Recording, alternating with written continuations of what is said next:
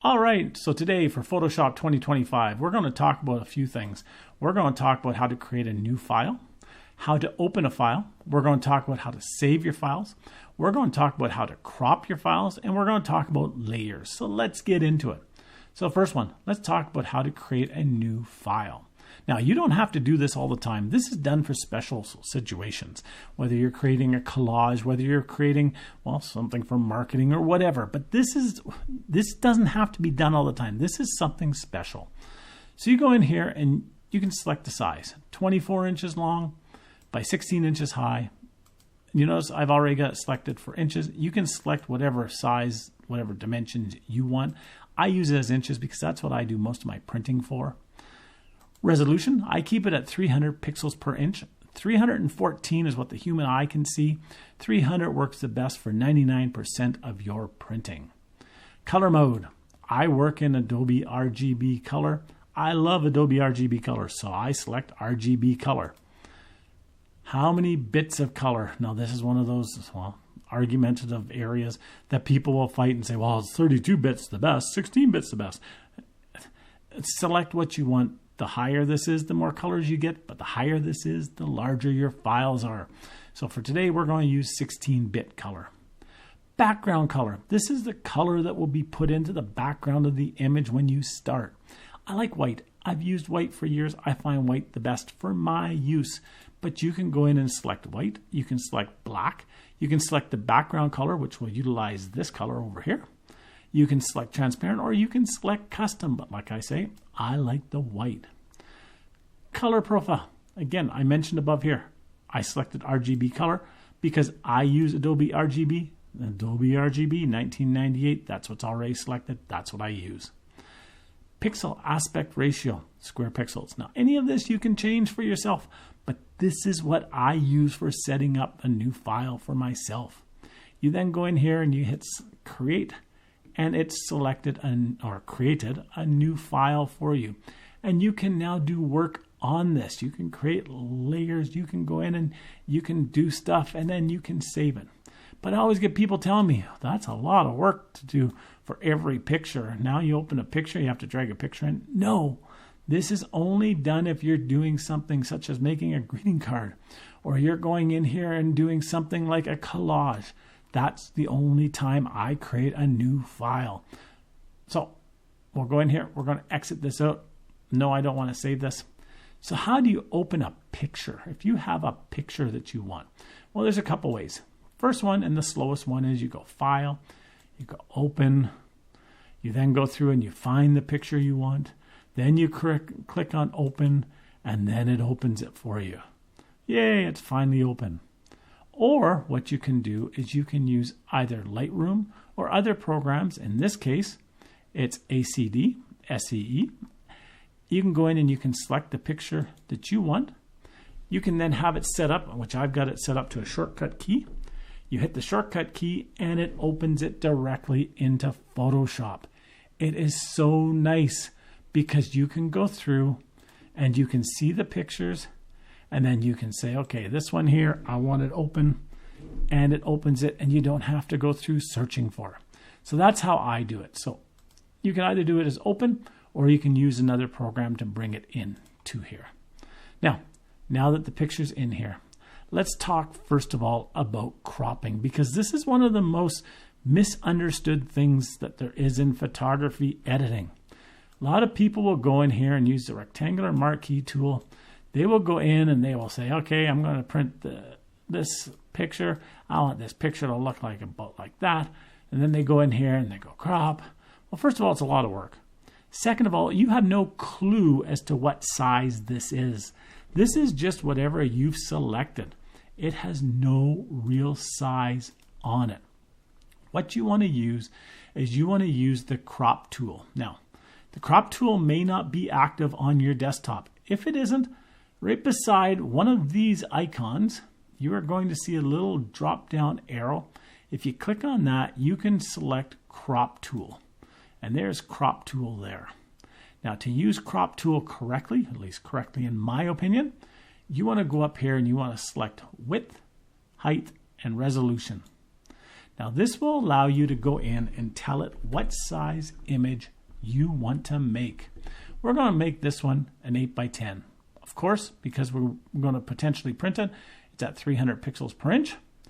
We go in here, we then select the area, and what is inside of this box is 8 by 10. Whether you go down like this, that's 8 by 10 in that box. This is 8 by 10 in that box. This is 8 by 10. Whatever is in this box is 8 by 10. And this will always allow you to crop the image correctly to the size you want. Click on the little check mark, and that is now an 8 by 10. If you don't want an 8 by 10, let's say you want an 8 by 12. Change this to 8 by 12. You then select what you want. This is 8 by 12. Everything that's inside of this box is 8 by 12. Select the check mark, and there is 8 by 12. It is that simple. It is that easy. This is the way to crop so that you're getting the best cropping, the highest quality, and you know you're getting the right sizes. I get so many people who crop incorrectly, and then they send a picture in and it's a panoramic, but they want an 8 by 10 out of it. Or they send it in as an 8 by 12, but they need a 5 by 7 out of it. This is the way that you want to crop. Then what I recommend to people is, once you've cropped it, once you've got it cropped, go File, go Save As, and save it as the file size. So 8 by 12. So this is the image, and it's now 8 by 12. We click on Save. Now, I didn't talk about formats. We're going to talk about save formats in a second here. But this is now saved as an 8 by 12. There we are here.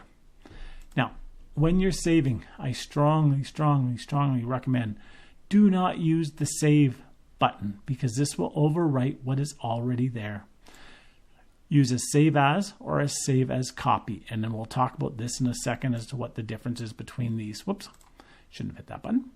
So let's get into doing a little bit though of editing first, and then I'll tell you about how to save.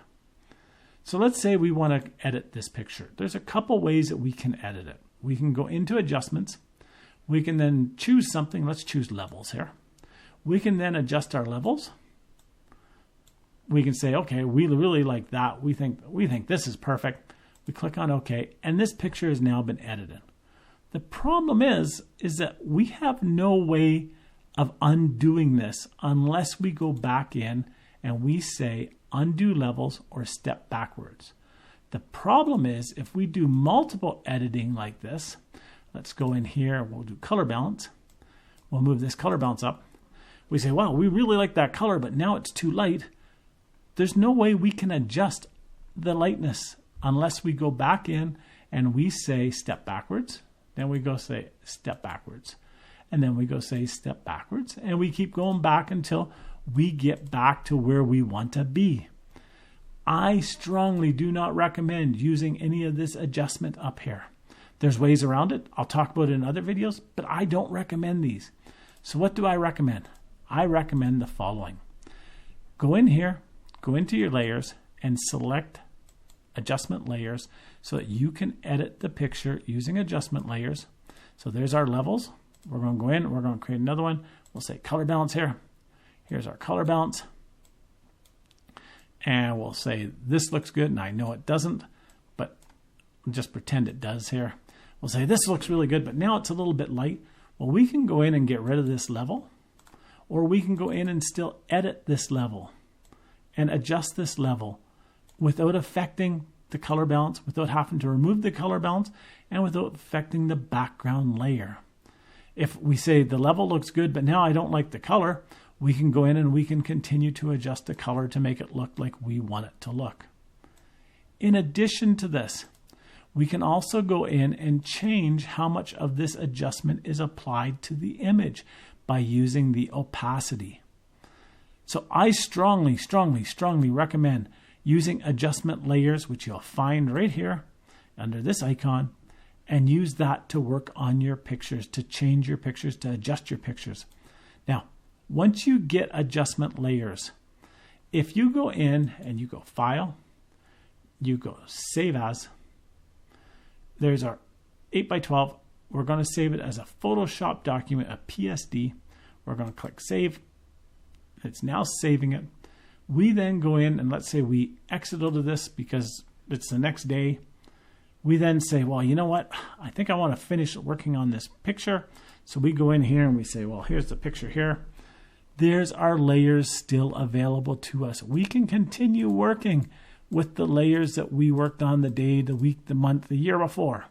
And we can continue to adjust from this point.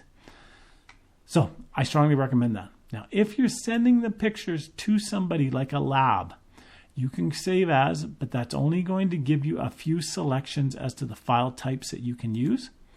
There they are there. And these are going to save with all your layers. I don't recommend that. What I like to do is I like to go in and say save as a copy. Then you select the file format that you want to use. In this case, we're going to pick JPEG. It's going to flatten all of our layers for us. We hit save, and then it will save this as a JPEG document. Why don't I like sending layers to the labs? For several reasons. Some labs can't read these layers. They can't read Photoshop information. Other times, things get clicked on, things get adjusted when it gets to the lab, or things get shut off or turned on, and your file doesn't look right. I don't suggest that you send the file with layers, with adjustment layers, to your lab. Just don't recommend it. Now, what happens if you want to do some other work on it? Let's say we want to get rid of this. We want to clone out this piece right here. Well, using the same thing, using layers, we go in. We then go in and find something that we want to work on this document with, or this image with. We can then go in and we can adjust. This is just a quick job. There we are there. And then if we like it, we can keep it. If we don't like it, we can get rid of that layer. When we save it and we keep the layers active, we can go back days, weeks, months, years later, and we can continue working on this. We don't have to start over from scratch. We can go in and change anything that we want on it, and we can go from there. Now, one thing to watch out for is that whenever you do any layers that have any adjustment levels in it, anything that you do above these adjustment levels will be a different color. It will look different. Notice how this looks lighter here. When we get rid of these layers, when we put the layers back, they look perfect. When we get rid of them. So what I recommend doing is I recommend adjusting your picture to make sure that you can get it to look good. Then I recommend shutting these layers off, doing the work that you have to do, and then turn these layers back on later so that the image is corrected. And by doing that, we'll go in here and we'll show you completely from the beginning here. By doing that, if you go in here, if you quick do an edit here, I want to go here, really quick, we got it. All right, so we got it there. We'll say that looks pretty darn good. Then if you go in, you want to drag this below your adjustment layer. And then when you turn on your adjustment layers, notice that that level, or that layer I should say, is affected by your levels, but it looks identical. If it's above the adjustments, it's going to look darker. It's going to look a different color. If it's below, it will blend in. So I always recommend doing color balance, doing levels at the beginning to make sure you can make the file look great, and then go in and doing your adjustments later. And there's other ways we can do it. This is what I'm going to show you today. Go in, save as a copy if you're sending it to the lab, save as, use Photoshop format if you're saving it that you want to work on it later. And that is how you work on the basics of creating a new file, opening a file, saving a file, and doing basic editing using Photoshop 2025. I hope that helps you. Have a great day. We'll talk to you next time. Bye-bye now.